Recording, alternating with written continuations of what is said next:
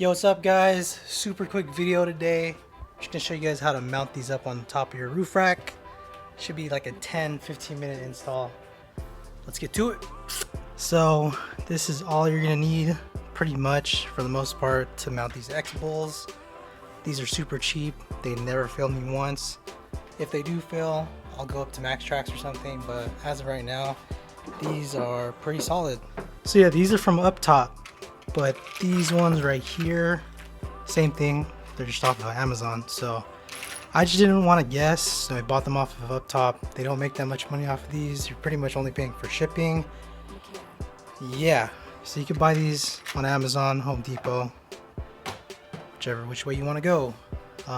These are all M6 threaded. So that's M6. These are M6 threaded rods. This is 100mm. And these are just regular M6 knobs. So first things first, you're gonna take 4 of these little track nuts. You're gonna take them up to the top of your car and you're gonna drop them in to the load bars that you're going to be using. I'm gonna be using this bar and this bar right here. I measured out my traction boards before I did this, so I kind of figured out which ones I'm going to be using. Just throw them in. The next thing you're going to do is going to take your 4 rods and then screw them into the top of your track nuts.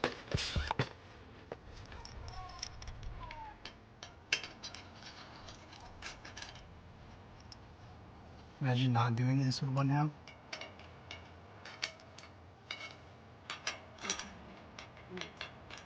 Alright, so all I did was I took one of the boards, lined up the holes with the rods, and then I tied them down so they don't move.